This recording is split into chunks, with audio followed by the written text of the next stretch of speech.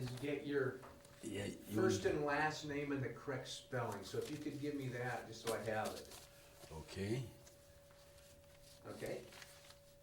My name is Christopher, Christopher, P. Navarre, Navarre, Senior. Now, is that a Cajun name? Navarre? Is it Navarra or Navarre? Navarre is French. French. Navarre is French. Ah. And the E on the end of Navarre makes it French in our circles over there. I was born in Lafayette, Louisiana, 15 January 1920, and attended St. Paul High School, a segregated Catholic school, and later I was accepted at St. Augustine Seminary in Bay St. Louis, Mississippi, a segregated Catholic seminary instituted by German missionaries for the priesthood. I recall during my school years in Lafayette, Louisiana, we non-whites were not permitted to drink at any public water fountains unless it was posted colored, or enter any white cafe or go into any white tavern, but we were allowed to attend the movie by entering through a side door leading up to the small balcony in the rear of the theater. We were allowed to go to the white Catholic church, but remain in the rear and only sit in the rear seats if they were not occupied by whites. And most of all, we were allowed to be buried in the Catholic graveyard in a small plot in the rear section adjacent to the coulees. The coulees are simply synonymous with the wetlands of the Northwest. These are some of the things I try to forget. In 1940, prior to Pearl Harbor, I entered the United States Army under segregated condition and was assigned to the 25th Infantry Regiment at Fort Huachuca, Arizona. The unit was composed of white officers, real native Indian scouts, and all colored, black enlisted men. We also had How old were you? 23. Okay. We also had some dogs, mules, and horses, with official ranks the same as the black soldiers, enlisted ranks. Private, corporals, and buck sergeants were the ranks in the animals. That was prior to Pearl Harbor. During my assignment with the 25th Infantry Regiment, Pearl Harbor was bombed and the entire United States Army began mobilizing. And one of my battalion unit was dispatched on maneuvers to Fort Polk, Louisiana by motor convoy. We were scheduled for a 2-night bivouac in Brown Woods, Texas. Upon arriving there, we were welcomed by a hostile demonstration by the town's white people. On the first night of our bivouac, some of the colored soldiers, black, were attacked and beaten by some of the radical racist whites, which resulted in a riot. And that was my first riot. The stay was cut short, and we departed the next day on to Fort Polk, Louisiana. Upon arriving at Fort Polk, Louisiana, part of my unit was assigned cadre duty. That's a training type of duty to train the activated units. And we went on to Van Dorn, Mississippi. Within 2 months after our arrival in Van Dorn, Mississippi, friction and the lack of harmonious communication between the colored black soldiers and the white soldiers, a riot erupted again, my second riot. We managed to complete our training assignments and began maneuver in preparation for overseas, in which we were dispatched by ship convoy to England under segregated condition. My unit was stationed in Pontypool, Wales, while waiting for our combat assignments, we encountered a new experience. The white soldiers from the adjacent town was putting out stories that the colored soldiers were abnormal in physical features but the town people knew better.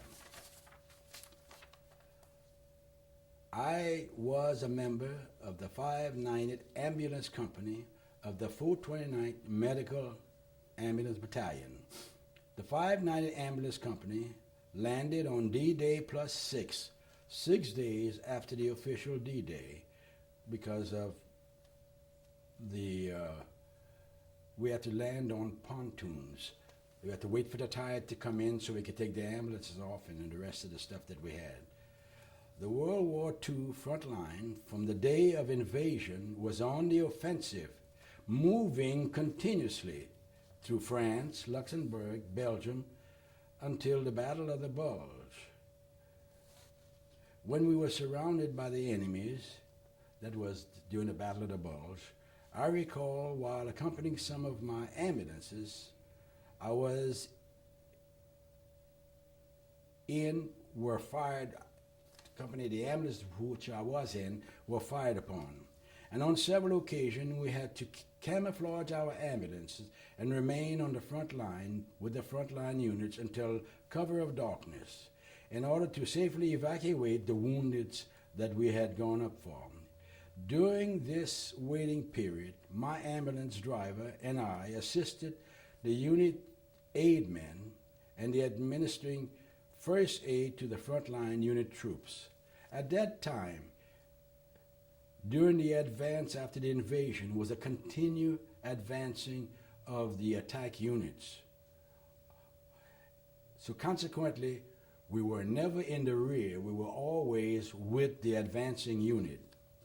After many months of being subjected to the same hazard and hardship as the troop in the combat ground units who had weapons and stuff like that, especially when my ambulance, which I was in, being fired on, and I could not return the fire on back. On any occasion, we had to remain with the combat frontline unit until the cover of darkness in order to complete our evacuation mission. During many months of not being able to fire back at the enemy, who were firing on us with the Red Cross emblem on our ambulances, vehicles, and having no other way to defend ourselves other than to dismount our ambulance and run for cover of safety, I became so frustrated and requested a transfer to a combat unit so I could fight the enemy who fired on me and my Red Cross ambulance vehicles who were helpless during this period. I received my transfer prior to Task Force Rhine offensive. Having no vacancy for my grade in a black combat unit, I had to relinquish my first sergeant grade to be a member of the 761st Tank Battalion. That was the only unit at the time that had vacancy as a combat unit other than a service unit on the front line. The first black tank unit activated in World War II, and I remained on the front line as a tank gunner until the end of the war. Black soldiers have served with distinction in every war since the American Revolution. Still, at the beginning of World War II, black soldiers had to once again prove their courage. Over 500,000 of these brave men served overseas in all-black combat units, such as the 761st Tank Battalion, which I was in, under Patton. Patton welcomed us with a typical superiority attitude, pointing out that all America had their eyes on us, and that was a joke. And he said, don't let them down. And then he said, and damn you, don't let me down. General Patton told us, as long as you kill those, and he named the name, Germans, I don't care what color you are. So he left us, the black unit, in a quandary. Here we were with a white commanding officer, Colonel Bates, and most of the officers were white, with the exception of my company commander, Captain Gates. And he left us in a quandary. And we had a terrific group of white officers working for, as our commanders in each one. But here we had to speak about what was he talking about, long as we killed the Germans. How could we tell who was a German if we are going to be spearheading? I'm saying this and laughing about it, but this is what the conversation about us. And we couldn't tell our white commanding officers other than we'd say, please don't go in the lead tank. But that was a joke. That was a joke. But that's one of the things that we laugh about. But it was a bad omen, because Patton said, take whatever you want. And he said, I want to see every town you go through burning. He gave us every latitude we wanted. And I hate to report that we took some of those latitudes when we passed through towns and stuff like that. Many towns we went through, they had sniper fires coming from white flags. And that only meant that some of the Germans were in the building sniping at the troops. And so consequently, we spearheading, they didn't realize what they were doing by trying to shoot the tank commanders and stuff like that when we got all this heavy artillery. So we actually would find where the snipers are coming from one tank to another tank, and it would be white flag. And we would have to, when we would distinctly know that they're shooting from that distance, we'd have to shoot. And so what we normally did, we shot, I was the gunner. So I told the loader what type of ammunition to put in. And we had already discussed this. We would shoot armored piercing shell into the house the first time. So in case anything was explosive in the house, it would blow up. And then, if nothing would happen, then we'd shoot HE, high explosive. And the building would just crumble down because the first shell had already knocked all the props and stuff down. And so consequently, I never realized, maybe I'm drifting off here, I never realized the impact of what I was doing until this November the 11th, or was not, the November 11th, when those Arabs went into that building and with those planes with all this fuel, the explosion, and what the death that these fellas got who died in this. And many of my German friends who were in the Knights of Columbus with me, and many of my Italian friends who were in the Knights of Columbus with me, their wives started relating, and they were from that country. And they had married fellas from the United States. Some of them were German fellas, some of them were Italian. But they were saying, we're having troubles. And we begin to relate this. And here I pray at night and ask God to forgive me and forgive all those who have done anything wrong to me. Here, I begin to realize, I've never asked God, hey, forgive me for killing all those people in those buildings. I never realized the horrible death that they went through, that my high explosive shell generated when it went in that little compact building. And here, all of this was happening in November the 11th, kind of brought not solace, but a sort of remorse and a guilt, you know. And but that was war. We were subjected to all of that. And I say all of that because now it coming back to me again, that same feeling that I was talking to these women, you know, that, hey, I know what y'all talking about. Because we shot your we shot up your buildings. We dropped the bombs on your places. And here I'm an instrument of that devastating blow and that devastating debt that they may have had. And so consequently, I thought about that. And Is it different though that you were on the defensive? I mean, here they have the surrender flags hanging out, the white flags hanging out, Geneva Convention, but yet they're cheating, so to speak. They're firing at you. well, You didn't do it as I assume. this is normal with the American Army too. I mean, when they went to Vietnam, when we were cornered or captured or something like that, we pulled the same thing. Right. So, in other words, the old adage you're saying is love and war, but that's not true. We are still human beings, and these things come back to us at different times when we see different things that we didn't realize out of it. Like in my case, I just didn't realize the debt, the type of debt that they died, and what I was really doing. All I was doing, hey, that's another one, mark it up. Now the pillboxes were different because those were fortified pillboxes that the Germans had, and with all kind of fortified ammunition to shoot down on the advancing unit and the tanks and the other units. And so I said, 183 days later, or did I get the black soldiers? Yeah, I got that. Fought with distinction and everything.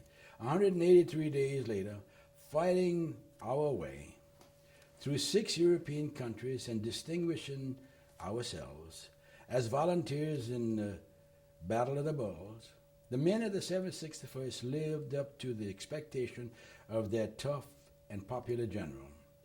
They knocked out more than 300 enemy machine guns, nests, occupied 7 enemy towns, knocked out radio stations at Salts, inflicted nearly 130 casualties of the enemy, and won 391 decoration for extraordinary heroism in combat. The 761st gallant service was cited by 4 major generals and under the Secretary of War, but the price we paid was high. The battalion suffered a 50% casualty rate. The battalion personnel had proven their loyalty and bravery with their blood and life. Yet, there exists racism and segregation in the military. During World War II, black soldiers were forced to fight on 2 fronts.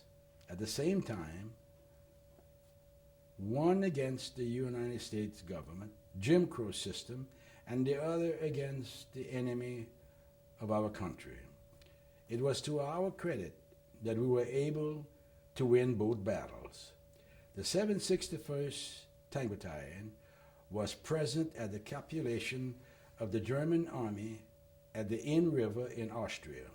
Many of us survived to see the President Truman signed the Executive Order 9987 declaring that there shall be equality and opportunity for persons in the armed services without regards to race, religion, or national origin.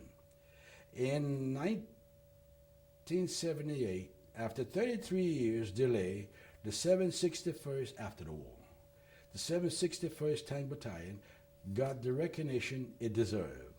The black soldiers who fought bravely during World War II, few remains to see their unit awarded for effectiveness under fire from President Jimmy Carter. The 761st Armored Tank Battalion was the first black combat army unit in World War II to be awarded the Presidential Unit Citation. October 1945, I returned to the United States after fighting to restore the human rights and dignity of the Jews and other European countries, to find the only change when I came back that I was no longer colored. My race designation was changed to Negro, And in 1959, when I took the warrant officer's course, my race was changed to Negroid. And during the 1950-54, while serving in Korea and Japan, I began to witness the integration of troops and units, and I returned to the United States and found my race was changed to black.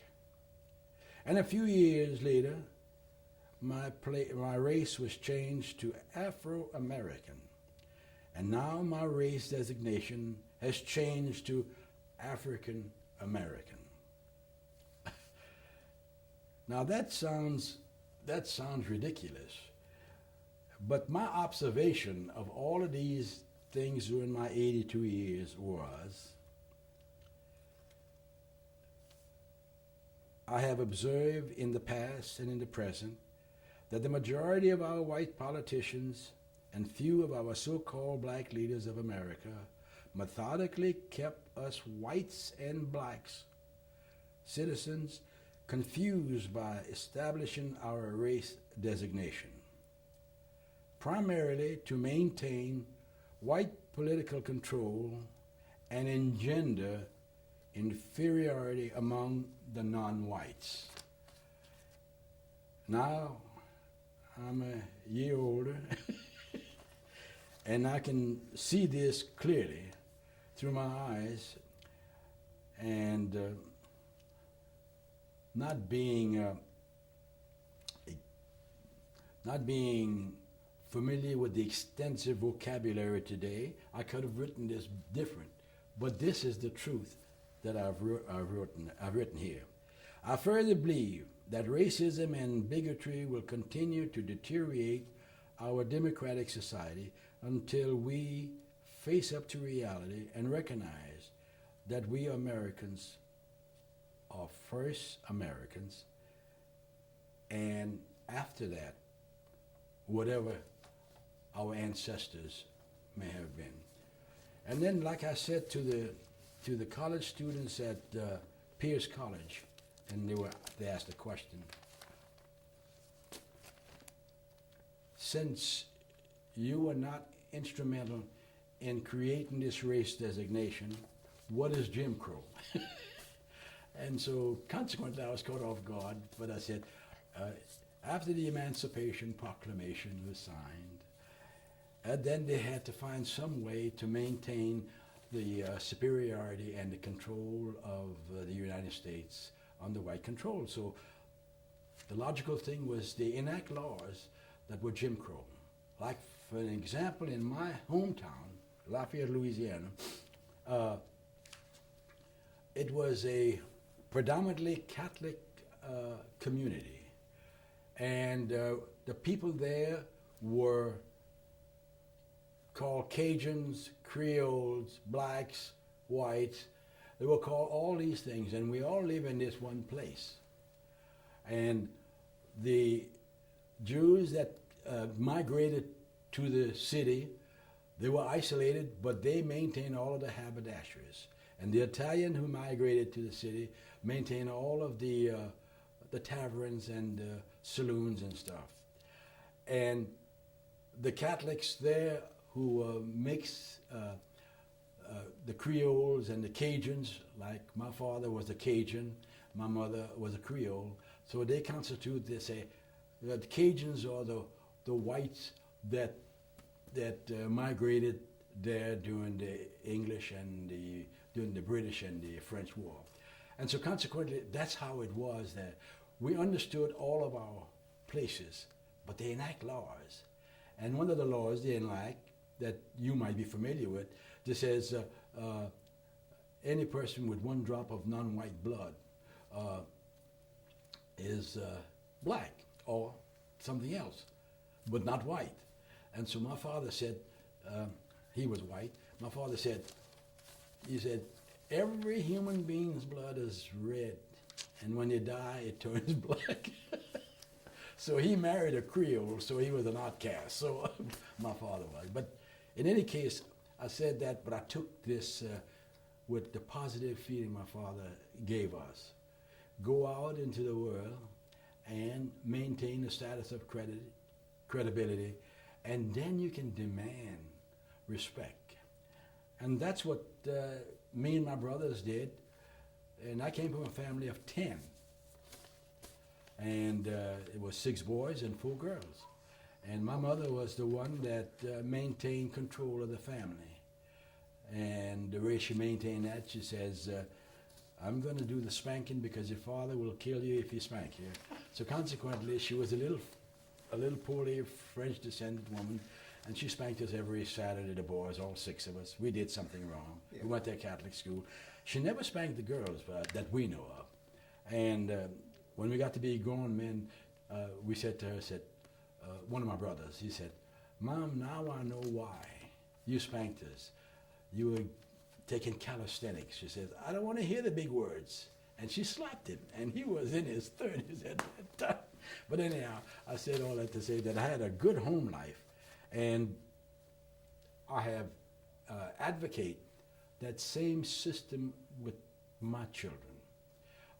People said, how could you live down there when they have a Jim Crow law and they're picking you up at random and putting you in jail, and the Klansmen are ransacking your area? How did you manage not to go to jail, your father and his family? I say, well, he was one of those radical Cajuns. Although he knew it with the Cajuns in the Ku Klux Klan, he said they knew they had to deal with him. But anyhow, I don't know if that's true, but he was that way. He said, okay, I have to make a choice, be with my family and be ostracized. But anyhow, he maintained that status. In other words, don't let your friends pick you only. Be sure you pick your friends as well as let your friends pick you. And so consequently, not one of my brothers or one of my sisters, we have never had any confrontation with the law, all during our coming up years. And me and my family, my sons, and I left with that same thing, and none of my sons have had no confrontation with the law. Huh. Says, don't let me hear about it. I told them the thing my father said. You better tell me before they're coming down. So, if you have any questions, you can ask me. Because it's interesting. I mean, where you grew up and the time and everything like that, and part of the fact that there was bigotry in the service has been left out of the history books, because a lot of the history you read says Pearl Harbor happened and the whole country came together. That's correct. Well, but the story you tell me is that, well, yes, we came together, but we aren't going to let you have the rank. We aren't going to give you the medals. We're going to put you over in this black troop over here, and you're going to be attached to all of these things in there. So the feeling there was we were already indoctrinated. As I was telling you, we lived under this status. And so consequently, we were indoctrinated. This was all around us. We didn't understand why our father could vote, but we couldn't. For a long time. We didn't understand the denominational precepts of the Catholic Church when they profess to be equality and engender harmonious treatment among all. And in my case, I went to the seminary. I don't know if you understood me saying that. So I went to the seminary, and my teachers were all Germans. It was a German missionary that came to the United States of America to establish the first non-white seminary. And so consequently, it was in Bay St. Louis, Mississippi, that this seminary was. And the majority of the students were from British Honduras, and they were over, and they had the teachers who came from British Honduras. They put into the Catholic schools in America, but the seminary was all white. My prefect, the teacher, all were white, and brilliant people, all terrific, disciplinarian. The Army was a snap when I went in the Army because I didn't have freedom when I was in the seminary. 30 minutes in the morning to speak, and they stopped me when before I could speak. And 30 minutes, and we never chose the type of sports we play. We never chose the subjects. We never got our mail until the prefect has read them. We never got our packages until, so we were, in my case, disciplined. We had this discipline that was much higher than the one that we had at home. At home, we were disciplined in a different way. We knew how to play the games with the policemen and the outfit. The policemen in my hometown were white. They were Cajun, but they were politically controlled. So most of them couldn't write, couldn't read. When they arrest you, they had the badges and the horses and the guns and everything. They arrest you, they made you sign your name and write your stuff down. So they never knew. And then when they started having cars to come through our little town, that used to be a joke for us, you know. They would stop the cars for no reason whatsoever, and they'd go up there and they'd, hey, black fella coming through. Get out here, boy. Come over here. Write your name. Put your license plate now. And it was a joke with us because we'd never do that. We'd give them some other information, and we was having fun. But the people coming through didn't understand it, not fit, and they had their guns and their badge. But this was fun in those days. And like I said, we were disciplined under those circumstances, and it was very easy. Like I spoke to some of the people who were, well, we got a couple of people who were in the concentration camps, and they said, we knew where we were when we got there. We knew we had only one choice: to be cooked or to survive for a little longer. All we had to do is cooperate. So I was listening to them tell me that, and I said, you know, I was in the same shoe under different circumstances. I could walk down the street, but I had to get off the sidewalk if they were coming there with me. If I wanted to drink and there was the fountain that I'm supposed to drink at is not working, and all of them that we had where we drank at wasn't worth two cents. I said, far as a restroom, that was almost out of the question. When you did find one, it didn't work. But in any case, you asked the question, so I'm trying to answer the question as logically as I could, because when you ask the question, knowing that you're interviewing me, I know you know most of the answers, but you want my answer. Well, I know some, but there's some that I don't, because I would think the fact that, okay, so we're called to service, and yes, there was racism and bigotry and everything like that, but now we're all coming together as one team. But it's like, yeah, we all want to go fight the country, except, well, I thought that some of that might have come invisible during World War II, well, but you see, or did it? You'd use in World War II, but you see, before World War II, black soldiers fought in the wars then, and they fought under the same condition. The Buffalo Soldiers and the rest of them. Same condition. People wonder why they could get them to go out there and fight for that. That is something that I wanted. I wanted to be like everybody else. I wanted to be more loyal, more patriotic, a better fighter than those who downgraded me, made me a second-class citizen. So that's the feelings that went through when you say how they came together. They call that the greatest generation. And when you look at it, you say, after the war, let's use, for an example, I'll tell you how it changed. See, I come back, I find all this changed. So I come back. After the war, here I come home, and I find all these conditions. My brothers, they're all working. They got jobs, the supervisor of the janitors in the telephone company, the Bell Telephone. Things progressing after the war.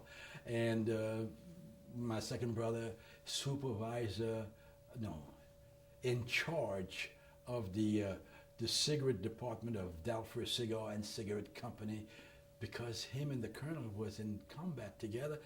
But they worked together before they went in combat. But the colonel took a different view when he came back. Not a different view. That's their company. That's his father and mother's company, but they run it now. So he comes back and he says, okay, good. Small, you up there on the top floor, you're in charge. Can't make you supervisor, but you're in charge, because if I make you supervisor, then all the whites here is going to be against me. And I'm a judge in this town, and we are politically inclined in this town. So in other words, they've done that in a different form.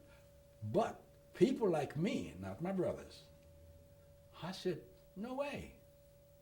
I'm going to vote. So I campaigned to vote. But who did I campaign to? Whistling in the dark. I got about 5 people to... I got some reputable people. A fellow who went to school with me, his father, and he was at the seminary with me, but I got his father to get on a campaign to vote with me. They wouldn't campaign. They would just say, okay, good, I'll go. And just before the date for voting, they said, well, Chris, we won't be able to make it because this happened. Another, Chris, we won't be able to make it because this happened. And that went on for all 4 of them that backed out. So my father came home and said, son, you go ahead on and vote since you want to vote, and I'll stay here with your children and stuff like that. And I had 1 son and my wife. And I went on. This so happened the precinct was about a block and a half from my house. I went down there, and when I walked up to the precinct thing, I already had established a reputation in the town for being radical, you know. They talked to my brother, say, hey, so I walked in, and they shuffled their feet, and they were sitting in the place. It was kind of cold that morning. And I turned around, I looked at the fellows who were running the poll, and I said, and according to your rules and laws, what you doing letting those people in here, those bums in here, they shuffled this. And so I said, you don't want me to cause you an incident. And so he said, okay, if y'all don't keep quiet, you're going to have to go out. And, but anyhow, I had to challenge. And this has been my life, to challenge. And then right after that, I said, this is not the place for me. It's good for my hometown. This is good for my brothers, good for my sisters, good for my, well, all of my sisters left. They went on to Texas, but that's just as bad. Yeah. But anyhow, it's very few of us that had the courage or the tenacity to stand up to them. And so consequently, and at that time, when I did this, I was working at the telephone company, and I had a German fellow by the name of Mr. Steiner. He was the supervisor, and he was over all of the logistics.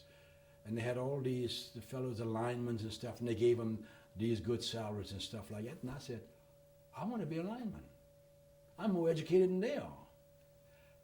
Now I went to war, and I did this. And Steiner said, I want you with me. And you're going to be in charge, and I'm going to give you an office. But they were making Mr. Steiner do this to keep me quiet. They just put you over here and Yeah, because say, we'll make Chris happy. I was challenging the fellas when they come in. When they come in with their truck, I said, don't bring that truck in here. You haven't cleaned it, you haven't done this, not finished. And I was challenging them, which I wasn't supposed to do. I said, okay, I'm working with Steiner on this thing, and he's the supervisor, and he said those trucks got to come in clean, and you got to come have your list for your requisitions, and those fellas didn't know more than man in the moon. They said, just fix it up, but anyhow, and then Steiner was, so he says, we're going to raise your salary, we're going to double your salary, we're going to do this. Nothing on paper, everything is, so he gave me a little office, and my little office was a latrine for the janitor. And he says, now we're going to fire the janitor, and you're going to be the janitor? I said, oh no. He said, well, we're going to fire the janitor and we're going to let you work at night, waxing the floors and have the janitor clean it up, and then we're going to give you an additional money. And so here I got an office with a toilet stool in and all these racks for these fellas to hang their clothes in. And so that was terrific. I said, okay, good. Mr. Steiner was sincere, but he had the problem to deal with me. They didn't want to deal with me. And they couldn't fire me because I had a brother that was working at the main office over all of the janitors, and my other brother was working for the Judge Dalfrey company. So I had some clout if they would try to just railroad me. And I said, I'm a hero, you know. But in any case, here I'm working, and I began to, no, you can't come in here at this hour. You're not supposed to be here. You're supposed to be out there washing that truck. You're supposed to come in at 4 o'clock and come in and then put in your report at 5. And you can't come in here. You can't use the latrine. You can't, if you want to get in our locker, you can't even get to your locker. So they would tell my brother, says, you know, your brother is shell-shocked. And this went on, but anyhow, I'm telling you how it's very few that has take the initiative to fight. And so immediately after that happened about the voting, I told my wife, I said, I'm gonna have to go back in the service and go overseas to someplace. I said, because I can get more rights. So consequently, I applied to go back into the service, and I couldn't get my first sergeant rank. They gave me all kind of static, you know, on purpose. So I said, no problem. I came into the service, and I went on, and with all my experience, I was promoted every 3 months until I got to sergeant major. And then when I got to sergeant major, then the colonel asked me to go ahead on and take the warrant officer's test. And the reason why I had to take the warrant officer's test, I was a sergeant major in the battalion.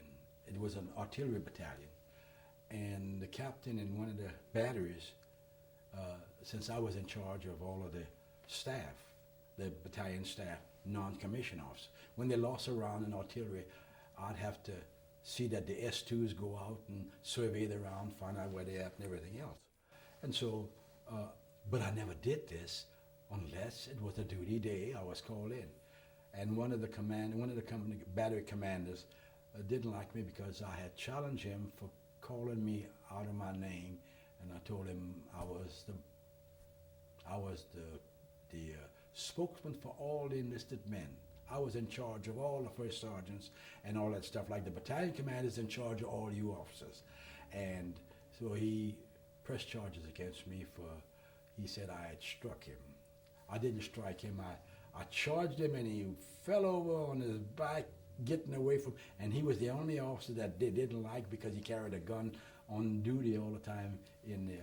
But anyhow, in that case, so I had this court-martial, and I fought my own case and beat the case, but I never would be able to be a commissioned officer. So the colonel came in from Hawaii, and he was a brigadier general, and he was broken down to a colonel, and he came into our outfit, and he said, I want you to be my adjutant.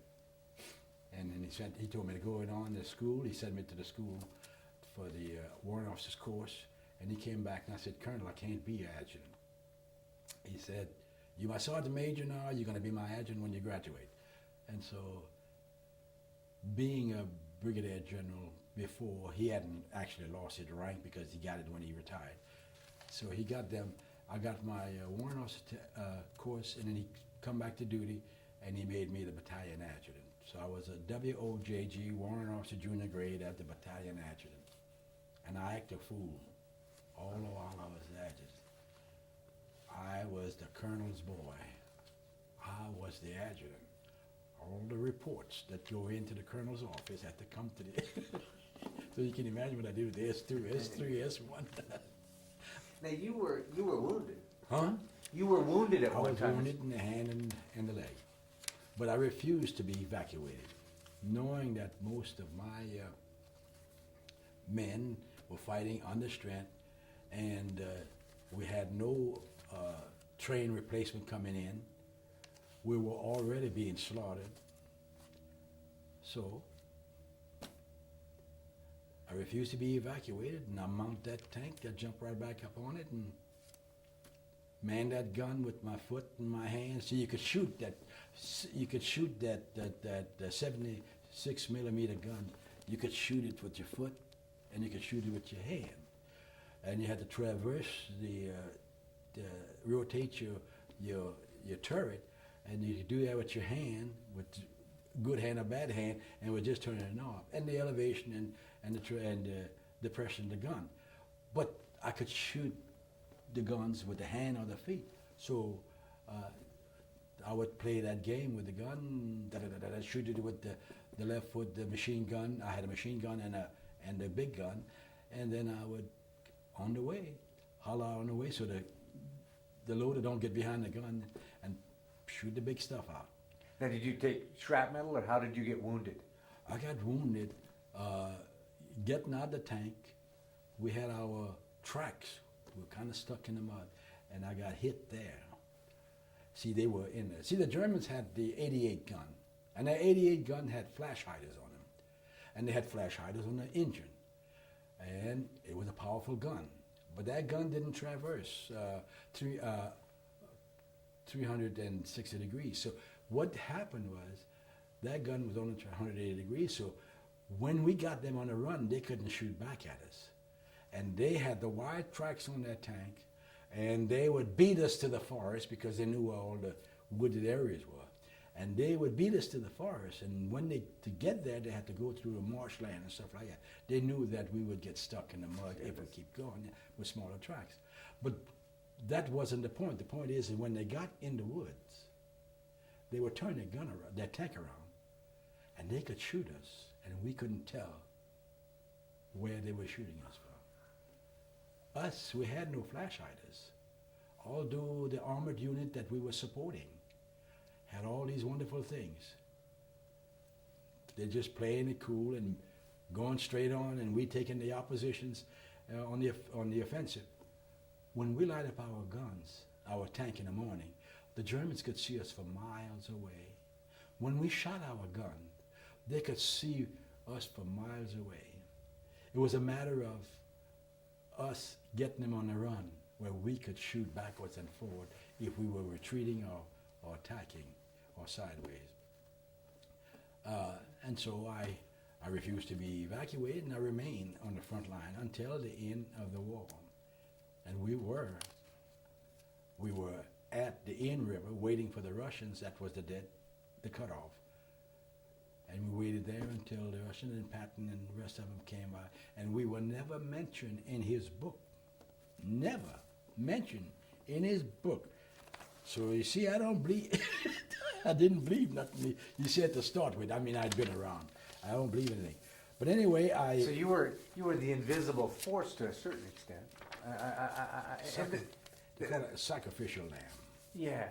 Sacrificial lamb. So you couldn't climb in rank, and the reason I asked about you being wounded because you didn't receive a medal at that time. Not that I'm saying medals were important to you, but you didn't receive a medal at that time. Yeah, is that correct? Medals were important, and I thought I had a copy of this to give to you. Yeah, about the medals. I didn't get my. I have it broken down as to the dates and time, and I could do this much better if I would get. You keep looking for that. I'm gonna grab a little piece of tape here. Okay.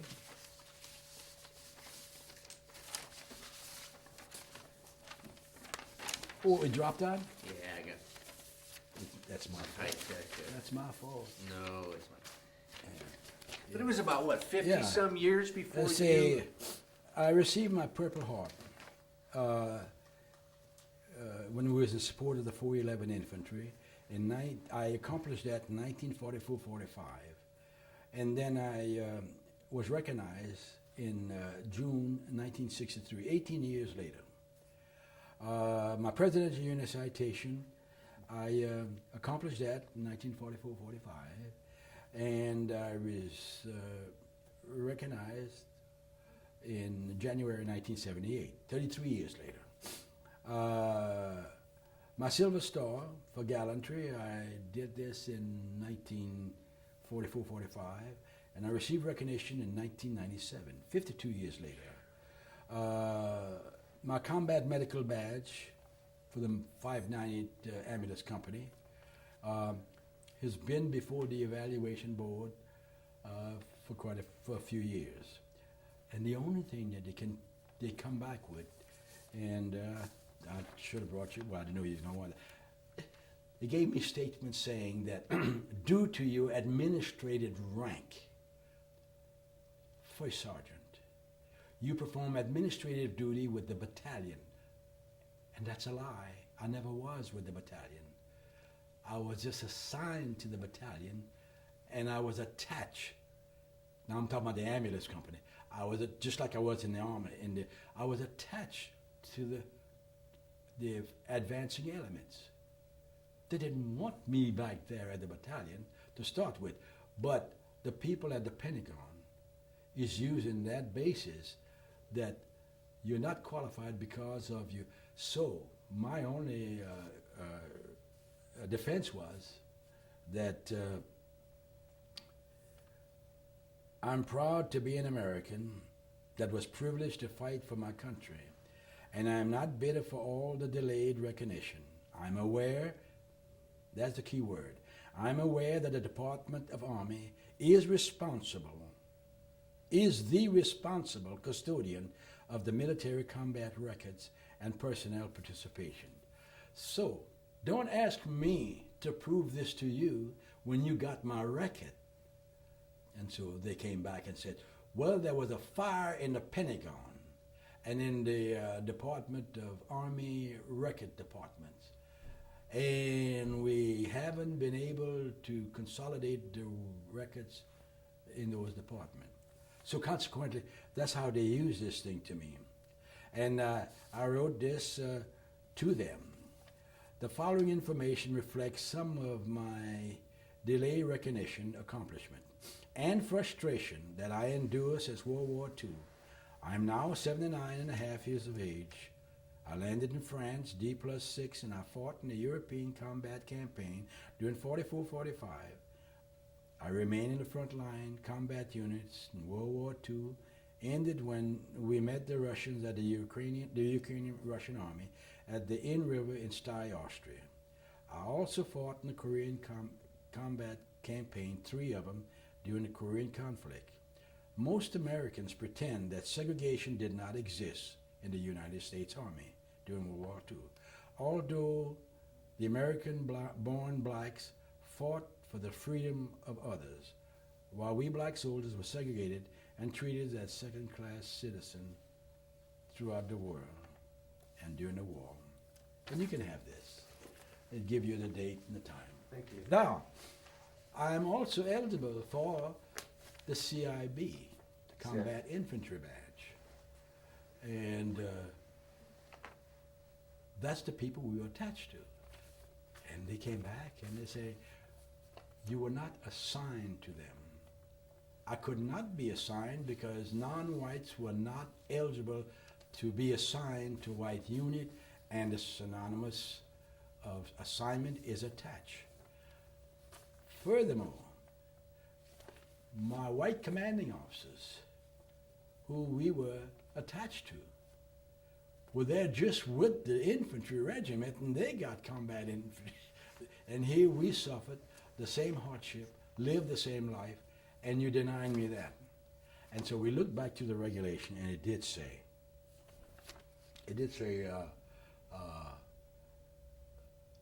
you must be assigned. But that's not true, because they have issued it to all attached units to combat units on the front line.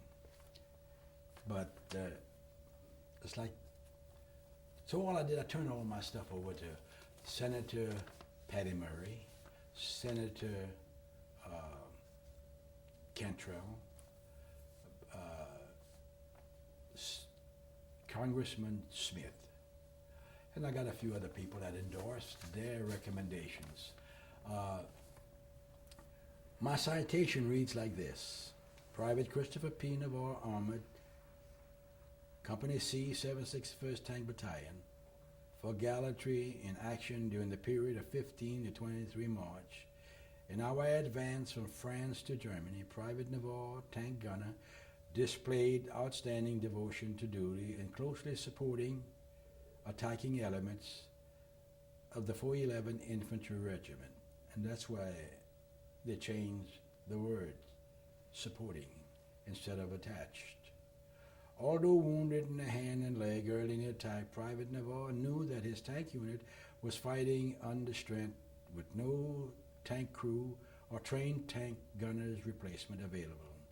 He refused to be evacuated, making it possible for his crew to continue the attack with uninterrupted maximum tank gun fire in accomplishing the attack mission. Continuing the attack, his tank gun fire assisted in destroying or neutralizing 23 pillboxes, and he assisted in evacuating casualties in the face of enemy artillery. And the key word there is, my tank gun got only recognition for assisting to knock out the outfit. They had no other tanks up there, but anyhow, destroying 23 people, and he assisted in evacuating in the face of it.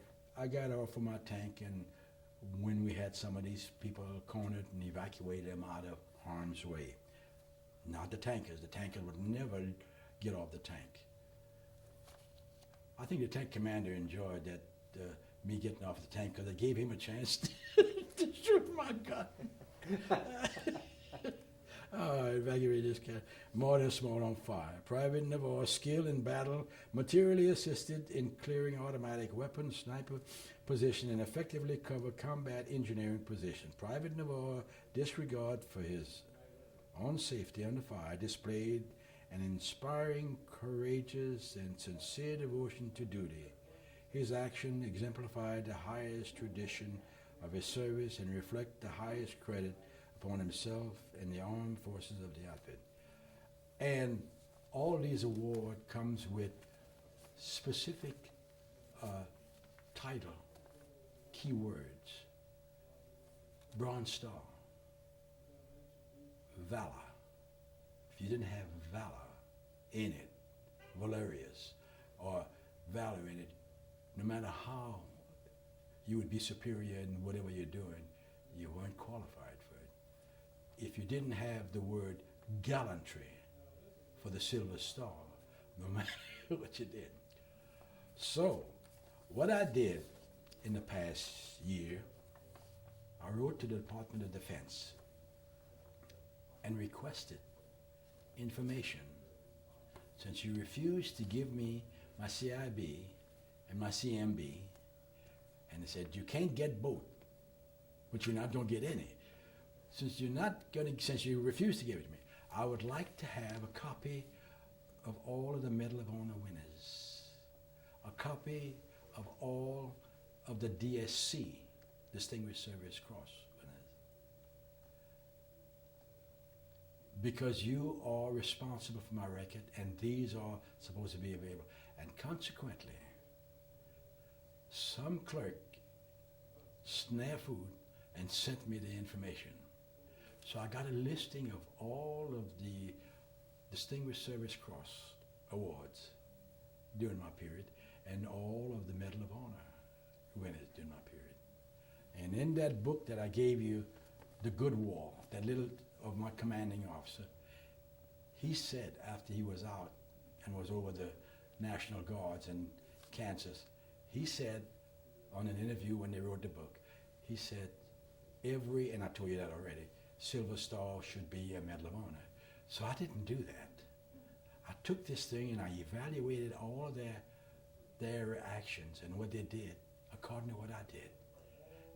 And I said, I won't go the impossible way, and I requested that my Silver Star be reevaluated for the DSC, the Distinguished Service Cross, which is the one next to mine. Good God Almighty! And I got Patty Murray, and I got outfit, and I wrote up the whole thing. So I wrote up this thing different with more terminology that pertain to. Now you may have recalled just recently this fella who received a Medal of Honor for flying his helicopter or whatever kind of small plane through all this combat fire to pick up supplies and stuff and come back, and they gave him this tremendous, just about a month ago, tremendous award. Oh, valorous, and they gave him all of those key words and outfit. And here, man didn't even kill a person. He didn't even bring him stuff. He didn't have to even go through where he went through. He was like a jockey enjoying himself flying through this fire, and they wrote this thing up. Like he has saved the world.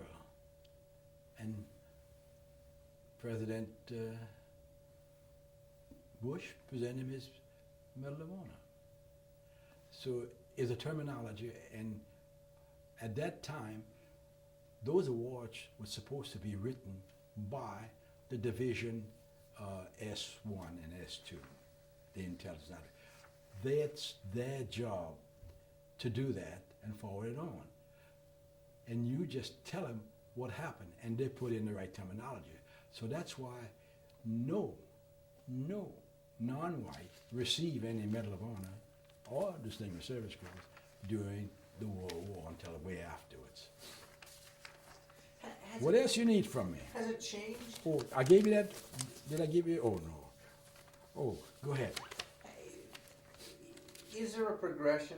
I mean, because again, you talk about that we've had black soldiers in the Civil War. I mean, the black soldiers have been there forever, and they've done their duty for their country.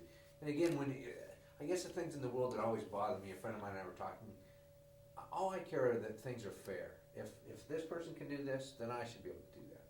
But when I look and I see it's unfair, I mean, I'm a hot-blooded German. I go nuts over it. I know. Yeah, that's true. And so here the thing is, it's saying, okay, Chris, you come in, you serve, you do all these things. Here's what the rules are and the game is, and da da da da. And you went on and you did it. You served our country. You risked your life, and like you said, you worked to be higher and above reproach, and you did everything. And they look and they say, oh, well, thank you very much. Well, here's the medal for somebody over here who got a little cut jumping out of an airplane and they scraped their buns on something. Mm-hmm. I think he did something great. But he wasn't asked to do that. If you read he'd done this on his own. And he did this on his own when he wasn't even authorized to do that. They had all the sophisticated weapons and stuff like that.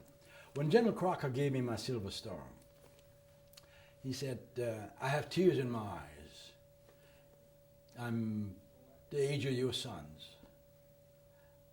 And after he gave me my outfit, and he said, you are a hero. You are a VIP. And I said, can I quote you, General? I am your VIP because I'm in this area? He said, yes. You will be invited to every function that I have. But I made him say it again.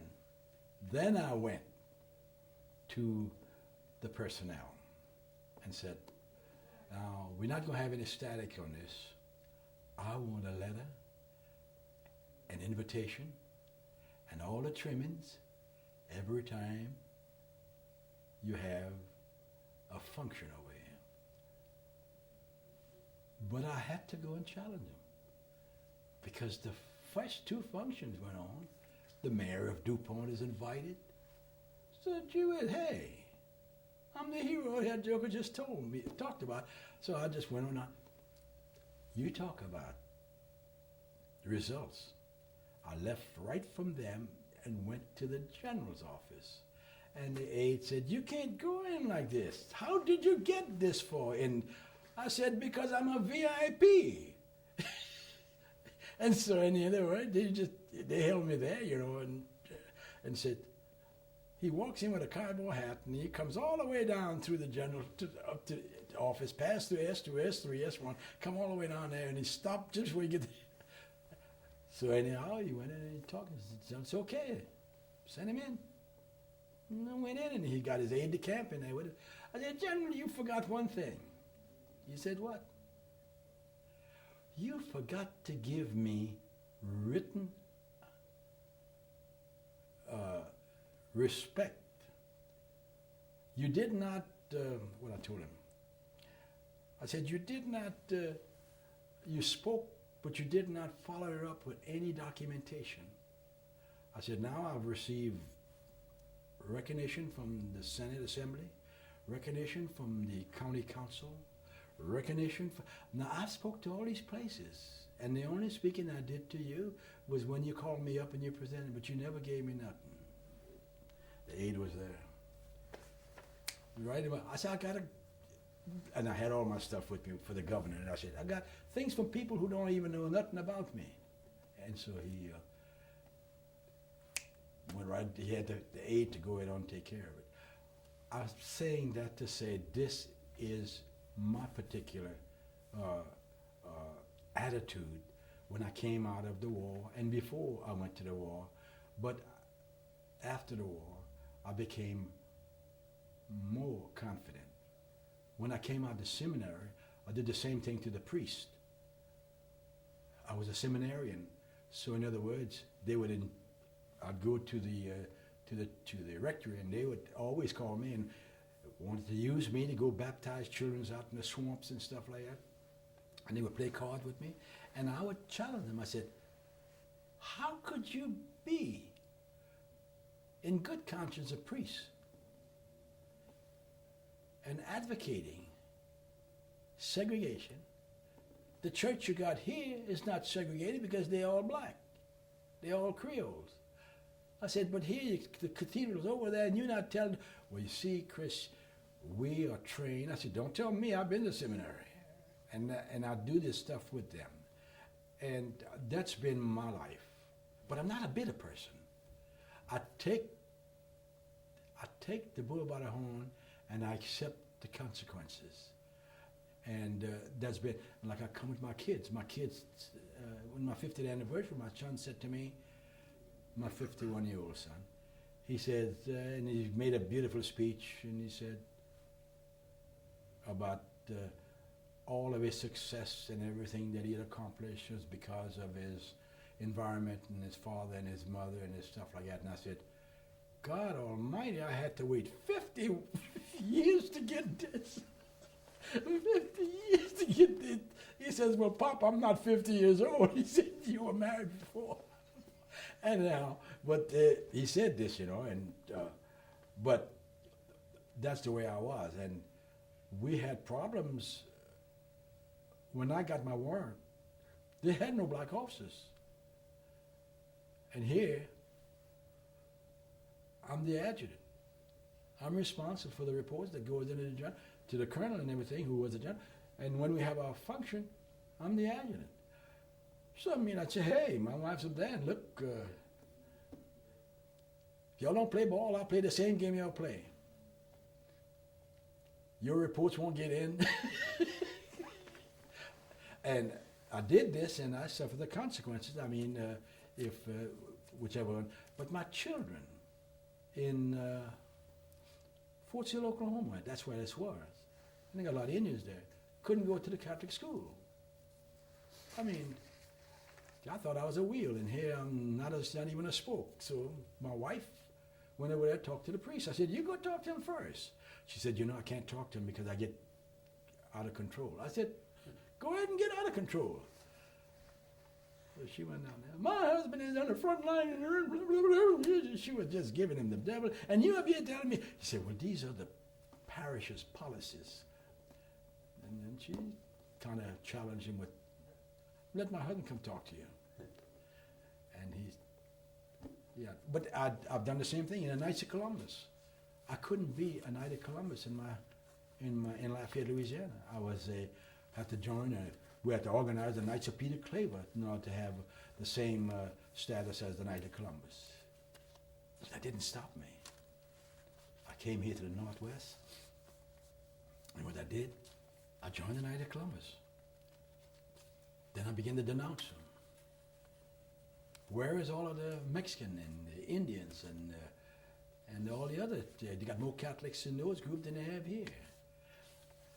Well, Chris, you see, you're on the degree team. I said, yeah, kick me off. So I write the Supreme, and I tell the Supreme, I said, you have in this Catholic denominational structure prejudice, and I went right on and I named those suckers' name. So I went through the ranks. I was a Grand Knight, and I fired every sucker I knew that was advocating racism and prejudice, and they were doing it too. And I did the same thing. I went on to district deputy, and same way. Right here in Washington. In Washington, we haven't had one member who is on the in the chairs of the Knights of Columbus for the state of Washington that were out of it. I ran about 7 years ago, and God Almighty, I ran and they said I wasn't a team member. But when I got through with them, I wrote the Archbishop and everybody else, and they gave me all kind of outfit. And then I wrote the Supreme, and he gave me, his name was, he was a German, ancestors German, but his parents were directly from Germany. And he wrote me and he says, okay, you are being appointed as a delegate to the Washington State. And I went down there and I was talking to him. I said, you played games with me. Listen, I had those German priests in my place. I put a number on them, you know. But, and they advocate Christianity to the top level. They give millions of dollars to the Pope and all that stuff. But like I said, I got to district deputy, and I seen I was fighting the outfit, but I did get rid of all of the fellas who did advocate an outfit. And this has been the story of my life. And the same way with the getting my unit into the Fort Lewis, Fort Knox, Fort Riley, to get in there into the museum. When this fella here says, I'm going to do this artistic thing, and outfit, he says, and if I could get you help, I said, you got no problem. I said, I'll take care of Fort Lewis. And then that's what I did. You seem to come about things from very positive. Oh yes, I don't hold grudges now. When I got rid of those fellas, I wasn't an enemy. I'm your friend. You're still a Knight of Columbus. You're still Catholic. But I know who you are. I'm not going to change you because that's your forte. And I said, but we know one another. And that's how I was raised. We all were raised that way, but many of us took different approaches. Sure. Went in hiding. And then for this thing, for the putting those museum, I went to the curator and he said, gee whiz, you don't have nobody but whites in this thing here. I said, you got General Crocker over here, and I'm the one that got the award, not him. And so consequently, I pulled some strings with the inspectors that was going to come over here, and I walk in on them, and I broke the whole thing up, and so he thought he was going to have trouble. He went to the general, and then I wrote a letter to the general, and then first thing you know, they said, okay, good. They put him in the outfit. So I said, no, you're not going to put him any place. Then I wrote the general a letter and told him that he had some newly installed Hall of Famers in his outfit. Now I would respectfully request that he come and see what's in his museum and outfit. And that fellow who drew these pictures and stuff, his name is King, and he was at Fort Riley. And they were giving him the hee-ho because he's an artist, and so he's doing all this stuff, and he's a sergeant first class, and like a prima donna, they didn't like him, you know. But they was giving him a hard time. So I just wrote a letter to his commanding officer, the commanding general, and I just twist the story around to him. I said, respectfully, we have these pictures, these Hall of Famers to go into your museum, and I said all that, and I said, and the person who's responsible for this is a member of your organization. And I want to commend the colonel of his unit, of that regiment, for allowing him, and said all that stuff. And I was lying because he was having trouble with that colonel. But you know what happened? That colonel was called in and commended by the general. And this fella here, and I should have brought some of the letters. He said, gee whiz. He said, you don't know what happened. He said, oh, I got it made now. He says, I can do more work for them as well as this work I'm doing.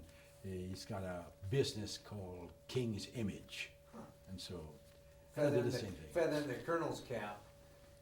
The colonel looks good, so all of a sudden. Well, see, the colonel is he's a bird, yeah. he's a bird colonel, and the general calls him in and commend him for, because I told the general, I said, and I told him all the other places it was in, and so I never got no response from the general, neither here nor there, and I just recommended him and said, hey, I recommend that you respectfully, I gave him, and I said, I am a Silver Star recipient, and I named General Crocker, who presented me my Silver Star, and I gave him all that big bit. But anyhow, I do that, and that's some of the, like my son say, you have to use your ingenuity sometime to get the job done. And he says, Dad, you don't have that. He said, you go directly, and then you have to end up challenging him. And he says, you win, but he says you win by default. So anyhow, yes. I got one last question. You can ask me anyone you want. A lot of times, when we started this project, I guess it's about 2 years ago, there were a lot of educators and all that, and said, oh, you're gonna go out and talk to all these veterans, and you're just gonna glorify war, because all these veterans think war is wonderful, and that's the way things should be. And as you talked about some things, and many of the other vets that I've talked to, that's not. They won't talk about it. Like you have a black Tuskegee Airman in your outfit. He's a Knight of Columbus. Just a member. He's a very active member of McCord Air Force Base. And I'm a member of the Officers Club over there too. I'm a member of Fort Lewis Club. I'm a member of the Navy one over here. I got to be a member of all of them so my wife could go to these places to play bingo on purpose. But here I see him all the time because I go to the club. And he is a Knight of Columbus, so I'm interacting with him in many cases. He speaks big, but they elude or they evade to say, well, they don't want to be cornered.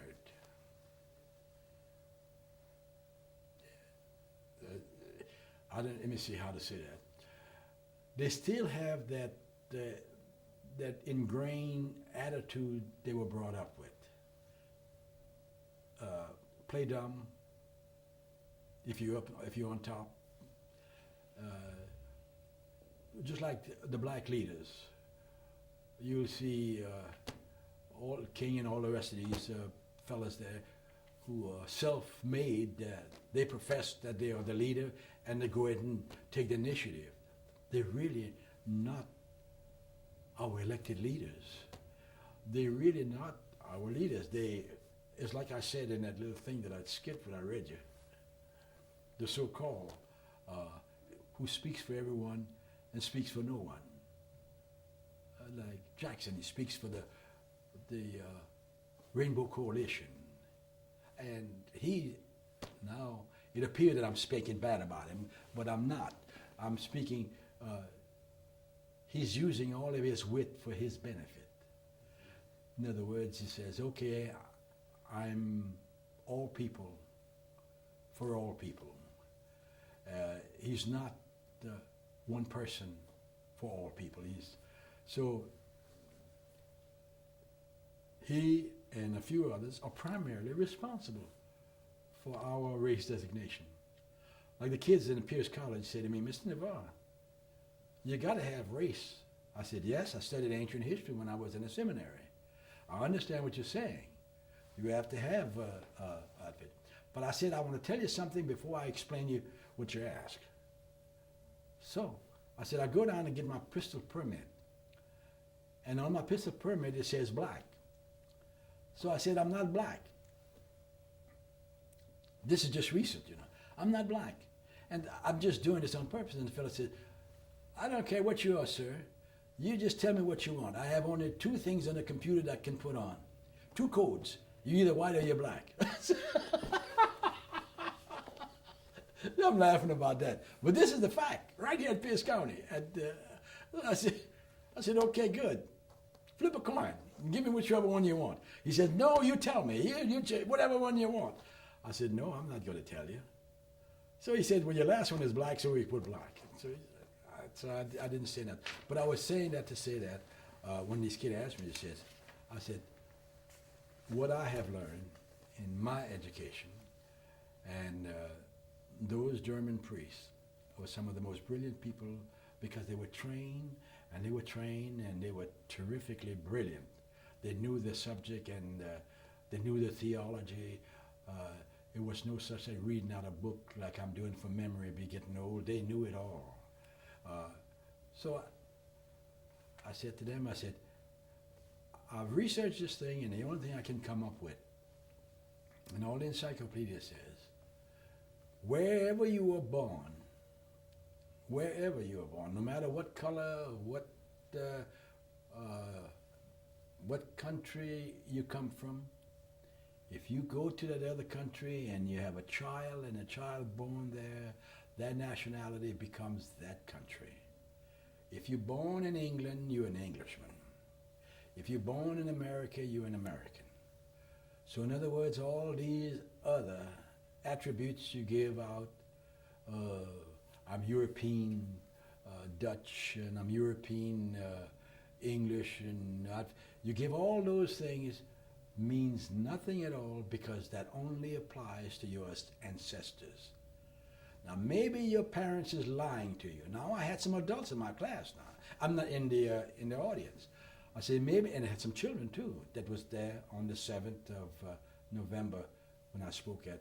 I said, maybe they're lying to you. They're telling you something that is not true, but that's your parents' responsibility. But I said, if you are a white person, and you call yourself white, and you go to Japan, and you have a child over there, that child was born in that country, and that child is a native of that country. That child is that nationality. And so I didn't get too much rebuttal. I think because I challenged the parents in the audience when I said, your parents, I didn't say I was telling you an untruth, they're lying to you if they tell you anything different.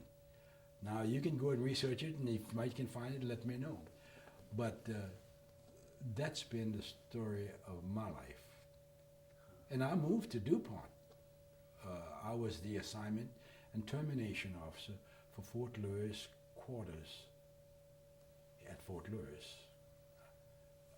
All the assignments for all the quarters in Fort Lewis, I was the assignment and termination officer.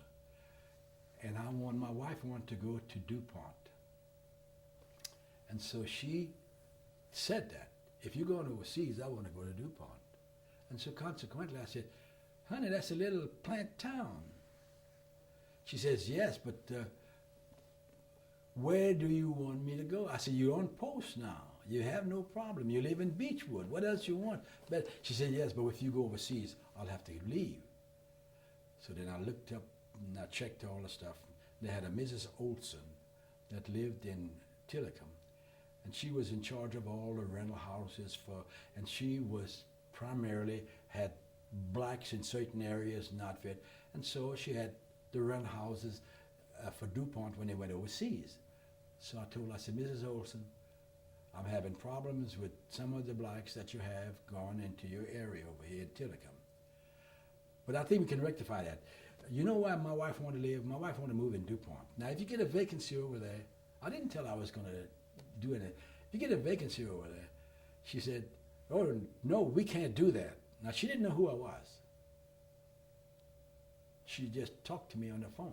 If you get a vacancy on, so I said, look, whenever you get a vacancy, you call me, let me know, so that I could better tell the people who wants to go to DuPont how to get there. So she said, okay, and being assignment officer, she thought that was a big thing. We went to DuPont, and she said, now this house here is going to be up for rent because it's going overseas, and I said, oh, yeah. I said, now that's a house I'd like. And so she started talking to me, and she kind of figured I wasn't white. And so I noticed that too. She said, you got an accent to me. And I said, oui, madame, je parle français. Oh, you French? Oh, yeah. And I said, and I went on, and I said some good things to for très jolie, and I said all kind of wonderful things. I said, she said, what does that mean? I said, you are a terrific lady, you're beautiful. And I went on, and I kept her talking like that because she was beginning to talk to me, says, you know, those Mexicans are dirty in the outfit. You know, those blacks, they outfit. And the outfit, that's why we don't want them in town. And she didn't realize who she was talking to. And so consequently, we went through this whole thing. I said, now look, I want to move in now that you told me these people are gone. You've been having it for 2 weeks. I want to move in tomorrow. So she said, you can move in tonight if you want. I said, better then. I went and called the transportation. All my stuff was already in storage. They moved my stuff over because I was living in quarters. So I lived on with the quarters. They moved my stuff in. The next morning, good God, the realization in that town. Look who moved in town. That was just random. But anyhow. So were you one of the first black families in DuPont? Yeah. Wow. They had a Japanese family, which I didn't know. But he was very quiet. So I just went through the whole gamut. I began to run for office. I began to do all that kind of stuff. And I got to be the school board director. I never could get to be mayor. I ran 2-3 times. I ran to, the first time I ran was against a major that moved in after me, Italian. And his name was Alfradi. And we were friends in the service. And while I was at the assignment termination officer, we were real close friends and I was a civilian before him. And he used to come to me about getting in town because they checked the records. So anyhow, he moved in town. And after he was in town, he came to me and said, that fellow who runs the grocery store, he's got the post office in it and he's got all that stuff. But we are going to take that. I said, what we? He says, you get me $5,000 and I'm going to get the mafias, the Associated Grocers, to go ahead and give us all this stuff. And we're going to get that fellow because he hasn't gone to school and he's just a political appointee. He said, you and I are going to take the postmaster's test. We went to Olympia, took the postmaster's test, and he flunked. I got it. He said, no, you can't apply for it yet because I'm going to be the postmaster and you're going to be the... So here it goes again. Yeah. You're going to be the grocery, you're going to be in charge of the grocery store. I'm going to be in charge of the meat market and the post office. But anyhow, but he was Italian. Yeah, his wife was white.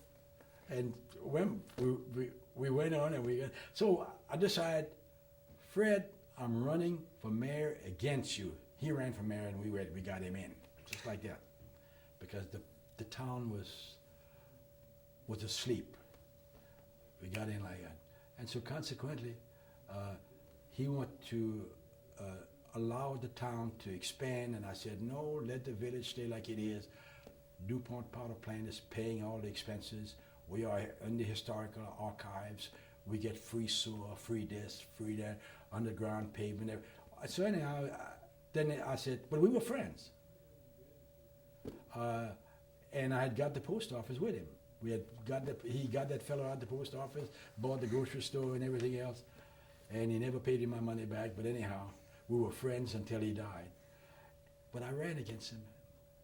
And you know what he did? He said, at the church, the little chapel, that's all denomination, he said, well, you know, the mafiosis is on my side. Associated Grocers. And you don't want me to call them in. I said, I'll tell you what I'll do. I'll play your game. I'll call in the black Muslim, and I'll tell them I want them to burn the first house in DuPont, and that's yours. And they'll do that just for fun. He said, no, we're not going to do that. He said, we're not going to talk about it. But anyway, I laugh about it because it's all over. And by my having gone back into service and staying on the West Coast, made it possible for my kids to be educated in the military, in the field. Like my son didn't feel he was. He told me this about 3 weeks ago. He said, Pop, when I found out I wasn't white, that was a devastating blow. I said, how could you figure anything else? He said, well, you never talk about it. You never did this. You never did that, you know. But he's a grown man. And he's now feeling, with the people he deal, hearing the conversation that they talk to him about the race that he belonged to, you know. I said, well, you're walking around with a permit for a pistol and it says white on that. He says, well, he told me to pick whichever one I wanted. But anyhow, they thanked me for that because my son left from here and went on down to, and Ellensburg and them places were tough places. Yeah. Oh, gee whiz. Tough places to bleed, yeah. Yeah, the old redneck days. Yeah, all renegade. Do you, if you were to leave them, I don't know if you have any grandchildren or not, but to leave them a message to understand World War II and Yep. where They have no secrets. It's all out. But it just so happened that my son is married to, she's a Swedish lady, ancestors are Swedes, and they live up there in Maryland, and he's an executive, so his children are white. My great-granddaughter is white, and my son, my youngest son, his wife is white, and his son is white. And so, in other words, I'm just whistling in the dark when I when I say, hey, look. And it just so happened that my son that's in Maryland, this is his third home he bought. So as he went through the ladder, he seems as though the company is, they have a lot of the key people are Germans and Jews. I mean, they got like 13 vice presidents. You don't see him, the outfit. And so his friends are all, like his closest friend is he's German, Jewish, but Russian, and his wife is a school teacher. So in other words, and he's got some brilliant kids. And those kids, I wonder how they go at it. Their mother is Russian, and their father is German Jew. And but look, they're all bold out. Those kids, they like me because they get a good argument out of me. But look at how different it is for your grandchildren, because if they had grown up in Louisiana. What you mean, my brother's kids? No, well, your son's children. My son's children? Yeah, you have grandchildren, right? I have a two of them, but they didn't come up in Louisiana. But if they They did go what visit. you They did, go visit, and that's it. And they think the people are crazy over there. but you said they're white, right now. But if they grew up when you were, like you said, that the I can't think of the name of the law. If you had just one little. That's on the book still in Louisiana. One drop of. Now, how can you determine? Like I told you, my father said you can't determine. You can't determine Jewish blood, German blood, black blood, white blood. All black of a guy. Yeah. Now, when I was in an ambulance outfit, we'd pick up people on the front line, American troops, and they would tell me, some of them, don't let that black boy or that nigga talk. I said, hey, You're not gonna get no morphine if you keep talking like that.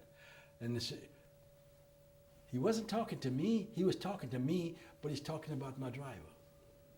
And this is no time for me to say, who you think you're talking to? My job was to take care of them, get them in outfit. And that was like my office. I'd pick a different ambulance to ride with, and I carried my morning report in my pocket because we were there outfit. So we never went way in the back. We just dropped them people off at a drop-off point and stuff like that from the front line. So they kept moving. They delineated even to say, oh, you've got a red cross on and you're black. That's okay for you to touch me, but that's a driver and he's black. Don't have him touch me. No, they didn't classify me black. Oh, they didn't classify you black. Oh. I'm talking about the wounded. Stuck looking over there, he says, hey, I'm white. That's what he's talking to me like. Yeah. But all the fellas in my outfit were not my complexion. So consequently, it was just a matter, because you got some dark people in the white race. Not black, but dark. But all of my fellow workers in the ambulance outfit, they were all black. There was no brown skin outfit and all that stuff. At that time, the mobilization of the army, that was World War II. You didn't have many mixed races going on having children that, like in my case, like my father connected with Cajun and the Creole. I mean, no, you didn't have too much of that. Huh. Let me get you